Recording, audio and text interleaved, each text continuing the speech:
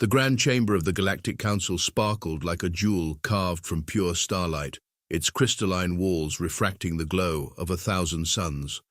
Assembled within were the most powerful beings in the known universe, gathered for what they assumed would be yet another mundane cataloguing of a backwater world. High Counselor Zixthar, resplendent in ceremonial robes that shifted colors with each movement, gazed down at the holographic display with 6 of their primary eyes, while keeping the secondary set fixed on the assembled council members. The projection showed a small, unremarkable blue planet spinning lazily in space. Earth, Zixthar pronounced the word as if it left a bad taste in their mouth. Third planet of an insignificant star system in the galactic suburbs. Preliminary reports suggest a level 2 civilization at best. The chamber filled with clicking sounds of amusement from the assembled representatives. Ambassador Krellings of the Thoraxian Empire didn't bother to hide their disdain, their antennae twitching with barely contained mirth. They still burn fossil fuels, Krellix announced, triggering another wave of clicks and chirps, and their primary mode of transportation involves explosions contained in metal boxes with wheels. Wheels! The last word was practically spat out. The chief scientist of the Medusan Collective, floating in their containment sphere, pulsed different shades of blue as they added their analysis.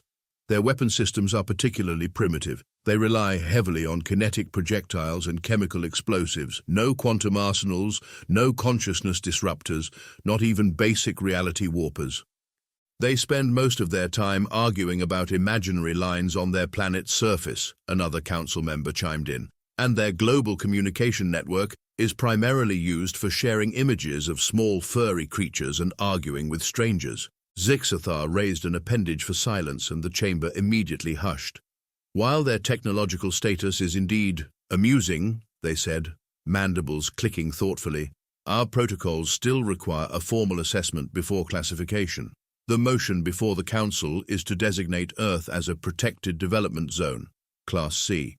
This would restrict contact to observation only, allowing their civilization to develop without outside interference until they achieve faster-than-light travel or destroy themselves, whichever comes first. They'll probably destroy themselves, muttered a representative from the Silicon Consciousness, their crystalline form vibrating with amusement. Have you seen their entertainment broadcasts? Half of them involve their own extinction scenarios. All in favor of the motion? Zixthar asked, ignoring the comment. The chamber lit up with raised appendages, tentacles, and energy signatures. The vote was unanimous, as expected. Nobody ever bothered to argue about primitive worlds. They were simply too insignificant to waste time debating. Motion carried, Zixthar declared. Earth is now officially designated as a protected development zone, Class C. Let the record show that the Galactic Council expects minimal advancement from this species in the next 1,000 cycles. They appear to be one of the tamer races we've encountered. As the Council members began filing out, already forgetting about the small blue planet, none of them noticed the subtle anomalies in their sensor readings. None of them questioned why their most advanced probes occasionally disappeared near Earth's orbit, and none of them wondered why their long-range scanners sometimes picked up energy signatures that shouldn't have been possible from a level 2 civilization. They would learn about these oversights soon enough. 3 solar cycles after the Council's decision, First Contact Protocol Officer Nixaval stood before the massive United Nations building in New York, wondering why their threat detection systems were going haywire. According to their briefing, this was supposed to be a simple diplomatic formality. Inform the humans of their galactic status, set up observation posts, and leave. Welcome to Earth, the human representative smiled, extending a hand in their primitive greeting gesture. I'm Director Chen of the Terran Defense Initiative. Nixaval's translator caught the word defense and filed it away as curious. Why would a diplomatic greeting be handled by a defense organization? Nevertheless, they extended their upper appendage, carefully matching the pressure of the human's grip. Your civilization has been classified as a protected development zone Class C, Nixaval announced, their voice modulator projecting calm authority. We will establish minimal observation outposts in your solar system to monitor your progress. Director Chen's smile never wavered. That's fascinating. Would these outposts be anything like the 7 probe satellites we disabled last cycle? Or perhaps similar to the cloaked observation vessel currently hiding behind your lunar body? Nixaval's secondary heart stopped beating for a moment. That information was classified at the highest levels. More importantly, those probes had used quantum displacement technology that a Level 2 civilization shouldn't have been able to detect, let alone disable. "I believe there must be some mistake," they began, but Chen cut them off with a wave. "Please, let's not play games. We've been aware of the Galactic Council for decades. We simply chose not to announce ourselves until you made official contact." Chen's smile took on a predatory edge. "Would you like to see why?"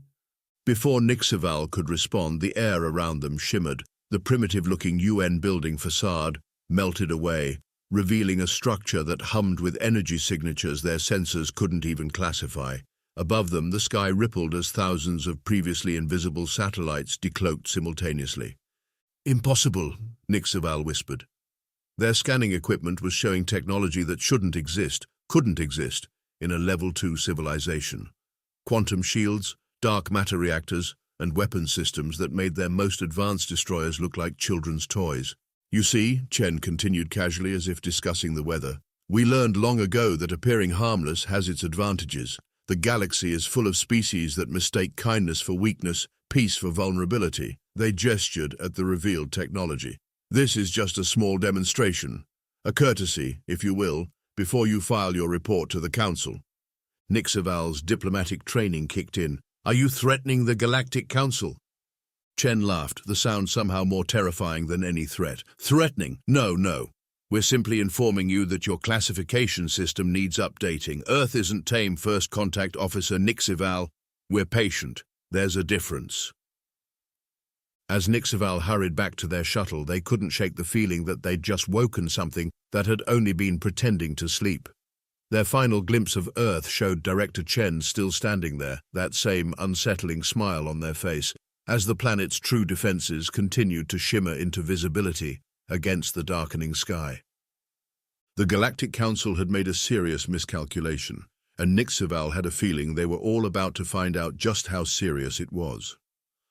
High Counselor Zixathar stood aboard the command deck of the Galactic Armada's flagship, the Eternal Dominion, watching as 10,000 warships dropped out of hyperspace around Earth's solar system. The Council had not taken the humans' display of advanced technology lightly. If Earth wanted to play at being a major power, they would learn why the Galactic Council had ruled for 50,000 years. "Status report," Zixathar commanded, all 8 eyes fixed on the tactical display. "Fleet Admiral Vrax, a being composed entirely of living plasma contained within a crystalline exoskeleton, pulsed with confidence. Earth's defensive grid appears unchanged since our last scan. They maintain approximately 300 primitive satellites and a handful of crewed space stations. No sign they've deployed any of the advanced technology they showed our diplomatic team." "Curious," Zixathar mused.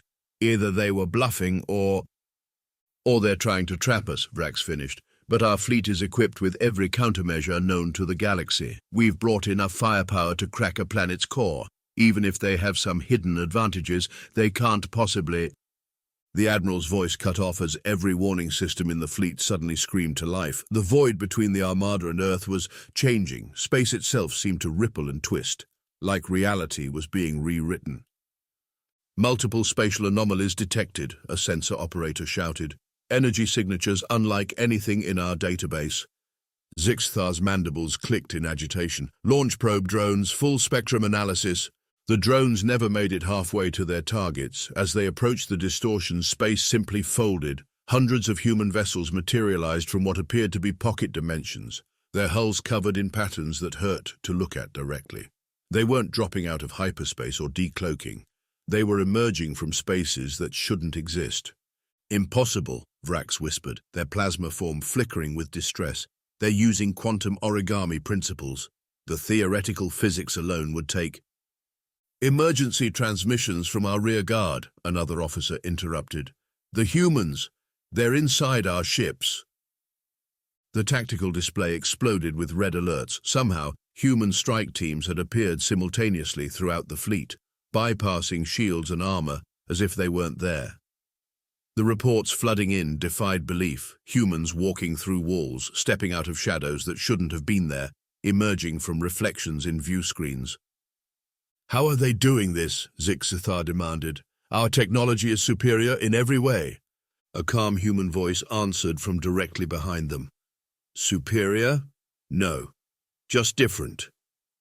The entire command deck spun to face the source. A human female in a midnight blue uniform stood there, apparently having simply appeared in the most secure room of the most powerful warship ever built. Her name badge read Admiral Zhang. You see, she continued as if giving a lecture, while you were perfecting faster-than-light travel, we were learning to slip between dimensions. While you were building bigger guns, we were finding ways to simply step around them. She smiled, and there was nothing friendly about it. Did you really think we showed your diplomatic team everything? Zixathar raised their ceremonial staff, its tip crackling with enough energy to vaporize a small moon. You dare!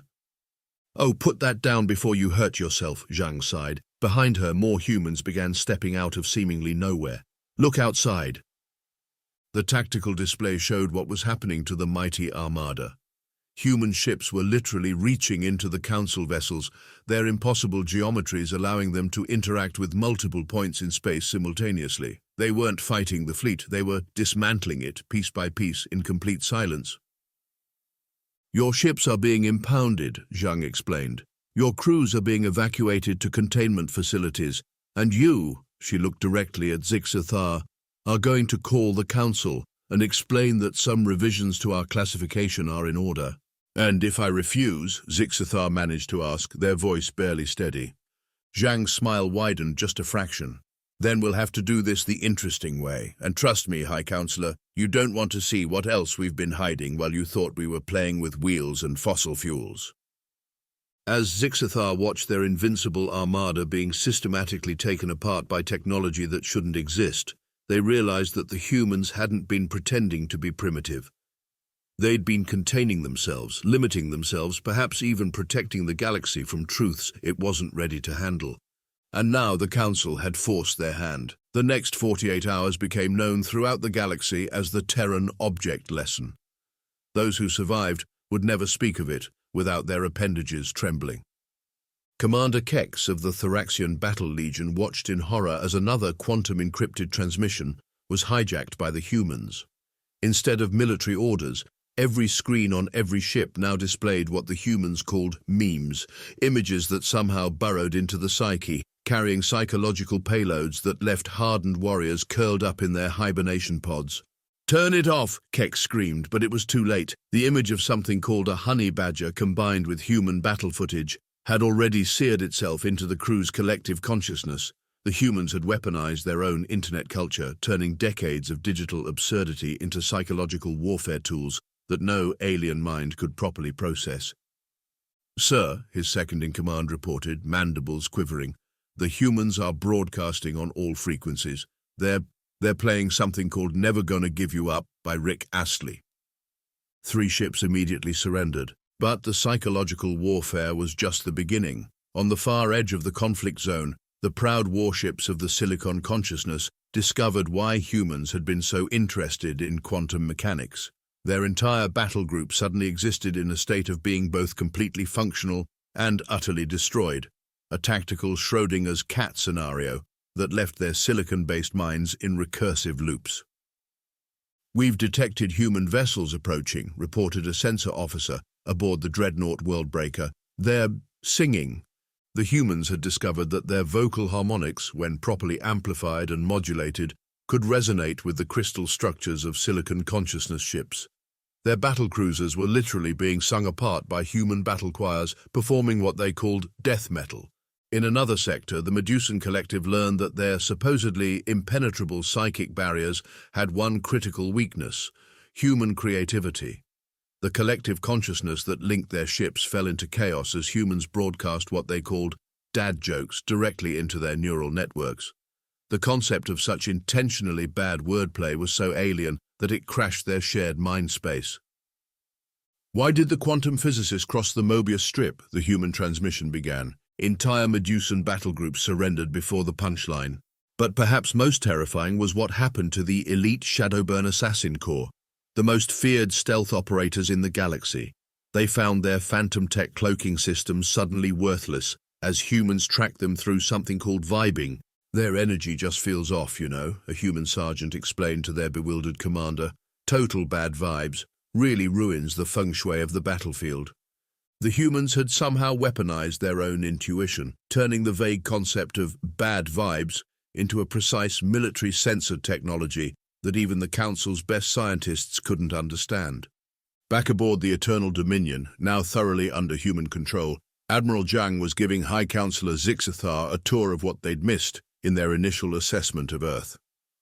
"This is just a basic human gravity manipulation unit," she explained, pointing to a device that looked suspiciously like a coffee maker. "We figured out how to bypass all those complicated calculations your scientists use. Turns out you can fold space-time if you just ask it nicely and give it a good reason." "That's not possible," Zixathar protested. "You can't negotiate with fundamental forces of nature?" "Not with that attitude," Zhang replied with a wink. "You should see what we can do when we really get creative. Did you know we once solved a complex quantum encoding by having thousands of humans play it as a video game? They thought they were just having fun, but they were actually helping us crack your unbreakable security protocols." The reports kept flowing in. Human ships were using something called interpretive dance algorithms to predict and counter enemy movements. Their pilots were pulling maneuvers that ignored physics through what they called stylistic rule of cool exceptions. One human destroyer had apparently avoided a planet-killer blast by dramatically ducking, a move that should have been impossible in space. "The thing is," Zhang continued as they watched another Council battle group surrender to a human ship broadcasting something called Baby Shark on repeat. "We could have shown you all this years ago, but we knew you weren't ready. You were all so caught up in your rigid understanding of science and warfare that you couldn't grasp a simple truth. The universe has a sense of humor. We just learned to laugh with it." A junior officer approached with a report. "Sir, the remaining Council forces are requesting terms of surrender. They're specifically asking us to stop showing them something called cat videos set to yakety sax." Zhang smiled. "Tell them we'll consider it once the Council acknowledges Earth's true classification level." "And what level would that be?" Zixathar asked, dreading the answer. "Oh, we don't use your classification system," Zhang replied. "We prefer to think of ourselves as chaotic neutral." Somewhere in the background, another alien battle group discovered why humans had spent so much time perfecting the art of the rickroll. The Galactic Council's remaining forces learned quickly that conventional military doctrine was worse than useless against humans. Every standard tactic in their combat manuals seemed to play directly into human hands, as if they'd been preparing counters for millennia. In the asteroid belt, the elite hive mind of Vertax discovered this the hard way. Their perfectly coordinated drone swarms encountered something the humans called space shanties, songs that somehow created localized resonance cascades in their control networks. Thousands of combat drones began performing synchronized dance routines instead of attack patterns. "They're not even using proper quantum harmonics," the Hive Queen raged. "They're just singing about whaling in space." "What shall we do?" her subordinates asked in unified panic. "What can we do?" she screamed as her drones performed a perfectly choreographed version of classical space shanty dance remix feat, DJ Quantum. Meanwhile, in the outer system, the Pride of Dominion, flagship of the Piraxian Flame Fleet, encountered a lone human vessel that identified itself only as Australia's Revenge. The Piraxians, being plasma-based lifeforms, thought themselves invulnerable to most conventional weapons. They weren't prepared for what came next. Are they throwing beer at us?" Captain Pyrex watched in confusion as cans of human alcohol splashed against their shields. "How is that damaging our hull?" "Sir," his science officer reported in horror, "it's not just beer, it's something called Foster's." The Piraxian ships began dissolving immediately. In the inner system, the shape-shifting Morphex infiltrators attempted to use their most devastating weapon, precise duplicates of human military leaders created from stolen DNA samples. This plan collapsed when they discovered that humans could spot the fakes instantly through something they called vibe checks and sus behavior. "But we perfectly replicated their cellular structure," the Morphex commander protested. "Our copies are molecularly identical." "Yeah," a captured human soldier explained, trying not to laugh, "but your copy of General Thompson didn't once mention his barbecue sauce recipe or show anyone pictures of his dog." Pretty sus, bro. The Morphex infiltrators retreated in shame, their perfect disguises undone by their failure to understand human social media habits. Even the dreaded planet crackers of the Omega Legion found themselves outmatched by human improvisation. Their world-destroying weapons were rendered useless when humans started treating planetary defense like a particularly aggressive game of pool. They're using Jupiter's gravity to curb their shots, an Omega Legion commander reported in disbelief.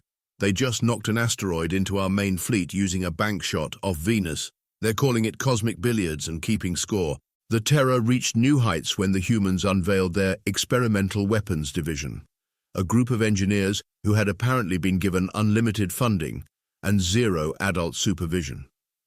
They deployed devices that defied classification, quantum-entangled rubber chickens that could transmit explosions through probability space, weaponized dad jokes that caused critical system failures through sheer groaning, and something particularly horrifying they called weaponized tech support.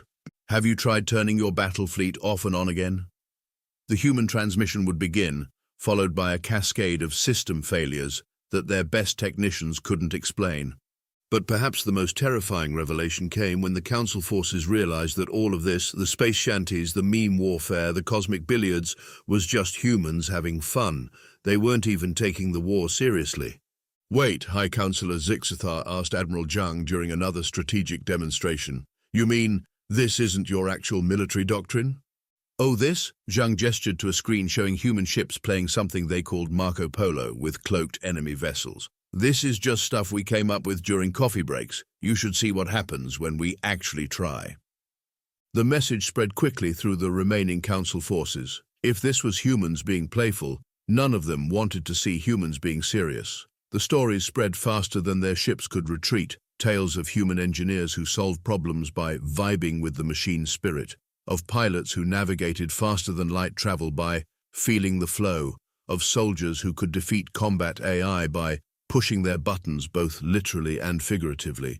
The galaxy had awakened something ancient and terrible, human creativity combined with access to advanced technology, and they were having entirely too much fun with it. The emergency session of the Galactic Council descended into chaos faster than a quantum particle collision. Representatives from 100 species were shouting, threatening, and in some cases attempting to evolve on the spot into something more capable of handling the human situation. They turned our battle meditation matrices into something called a podcast platform, screamed the collective mind of the seventh sphere. Our warriors are now listening to something called true crime in space instead of fighting. The humans have weaponized their own inefficiencies, shouted another representative. They're introducing chaos into our perfect systems through something they call working as intended.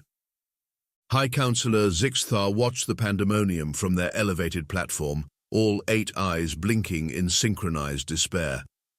Beside them, Admiral Zhang sipped from a cup of coffee, looking entirely too amused. You know, Zhang commented casually, we tried to tell you this could be avoided. The diplomatic team literally wrote "fuck around and find out" in quantum-encoded subspace particles. We thought that was pretty clear. The Council chambers' holographic displays showed the collapse of their military alliance in real time. The Silicon consciousness had retreated to the far edges of known space, claiming they needed to defragment their existence. The Morphex infiltrators had become so paranoid about human vibe checks that they couldn't maintain stable forms anymore. The Thraxian Empire was experiencing a cultural crisis after half their warrior caste became addicted to human cat videos. But how? Zixathar finally asked, mandibles clicking in distress. How did you advance so far without anyone noticing? Zhang's smile was almost sympathetic. You all made the same mistake. You looked at our technology, our weapons, our apparent level of advancement, but you never looked at our potential. You never asked why we spent so much time telling stories about impossible things. A new hologram appeared, showing human entertainment broadcasts, stories of faster-than-light travel written centuries before they achieved it, tales of dimensional warfare conceived generations before they mastered it, countless variations of first-contact scenarios, invasion stories, and space battles. We imagined it all first, Zhang explained. Every technology you've seen us use, every strategy that's confounded you, we dreamed it up long before we could build it. By the time we actually developed the technology, we'd already worked out all the bugs through countless simulations called science fiction. But that's... Zixthar struggled to process this. You're saying you weaponized your own imagination. Now you're getting it, Zhang nodded. While your species were building bigger guns, we were thinking up ways to turn those guns into garden tools. While you were perfecting faster-than-light travel, we were imagining ways to surf gravity waves between dimensions. We didn't just advance technologically, we advanced creatively. The council chamber fell silent as this revelation sank in. Every alien species present suddenly understood the true terror they faced, a species that had spent its entire existence imagining ways to do the impossible and then figuring out how to make it work anyway. Your classification system, Zhang continued, measures technological advancement, military capability, spatial reach, but you never thought to measure creative potential. You never considered that a species might advance through lateral thinking instead of linear progression. A junior human officer approached with a tablet. Sir, the Silicon Consciousness is requesting assistance. Apparently, they tried to process human meme culture, and now they're stuck in something called recursive shitposting. Tell them to try turning themselves off and on again, Zhang replied without missing a beat, causing several council members to flinch at the dreaded phrase. The message was clear. Humanity hadn't just proved itself superior in warfare or technology. They had demonstrated mastery of something far more fundamental, the ability to think around problems instead of through them, to imagine solutions that shouldn't exist and then bring them into reality through sheer creative stubbornness. The galaxy hadn't just awakened a sleeping giant, they had awakened an entire species of lateral thinkers with access to reality-bending technology and a really weird sense of humor. The treaty signing ceremony took place in a location that perfectly exemplified humanity's unique approach to the universe, a repurposed Starbucks floating in Earth's orbit. The fact that humans had somehow taught a coffee shop to defy gravity while still maintaining its Wi-Fi connection said everything about their priorities. High Councillor Zixthar sat uncomfortably in a chair designed for bipedal creatures, trying to maintain their dignity while holding something called a caramel frappuccino. Around them, representatives from every major galactic power waited nervously as Admiral Zhang finished reading the terms of surrender, or as humans insisted on calling it, the guidelines for galactic cooperation and not being a buzzkill. Article 7, Zhang read, all species agree to acknowledge that humanity's classification is best described as chaotic creative, with the side note of just roll with it. Article 8. The practice of measuring civilizations solely by their apparent technological advancement is hereby replaced with the vibe check system, which takes into account creativity, adaptability, and ability to think outside the Tesseract. Article 9. All species are encouraged to participate in the newly established Galactic Meme Exchange Program to promote cross-cultural understanding through shared absurdity. The Silicon Consciousness representative, still recovering from their encounter with human internet culture, vibrated nervously. And if we refuse these terms? Then we introduce you to something we call Twitter, Zhang replied with a serene smile. 3 species immediately signed the treaty. As the ceremony concluded, Zixthar approached Zhang with a final question that had been bothering them. All this time, you could have conquered the galaxy. Your technology, your creative warfare, your ability to bend reality through sheer audacity, you could rule everything. Why don't you? Zhang laughed, a sound that still made several alien representatives flinch. Rule the galaxy? That sounds like way too much paperwork. Besides, do you have any idea how much effort it takes to maintain an evil galactic empire? We'd rather spend that energy figuring out how to skateboard through quantum tunnels or teaching AI to appreciate dad jokes. Then what do you want? Want? Zhang gestured to the scene around them. Look at this. We've got aliens drinking coffee, cross-species meme exchanges, and someone just taught the Thoraxian Empire about TikTok dances. This is way more fun than conquering anything. The final irony wasn't lost on the Council. The species they had dismissed as primitive turned out to be advanced beyond their comprehension. The civilization they thought needed protection had been protecting them from truths they weren't ready to handle. And now, when humanity could dominate the galaxy, they instead chose to turn it into what they called a cosmic hangout spot. As the treaty was formally recorded, a human ensign approached with one final document for all species to sign, a liability waiver for something called intergalactic game night. "Just to be clear," the ensign explained cheerfully, "we take no responsibility for any quantum entanglement, temporal paradoxes, or existential crises that may occur during UNO." Looking at the waiver, Zixathar finally understood the true nature of humanity. They weren't conquerors or destroyers. They were something far more terrifying. They were innovators who treated the fundamental laws of reality as polite suggestions, all while having the time of their lives. The galaxy would never be the same, and somehow that was exactly what humanity had wanted all along. "By the way," Zhang added as the ceremony concluded, "wait until you see what we can do with karaoke night. Ever heard a black hole sing Sweet Caroline?" The universe, it seemed, had a sense of humor after all. Humanity had just helped it learn to laugh.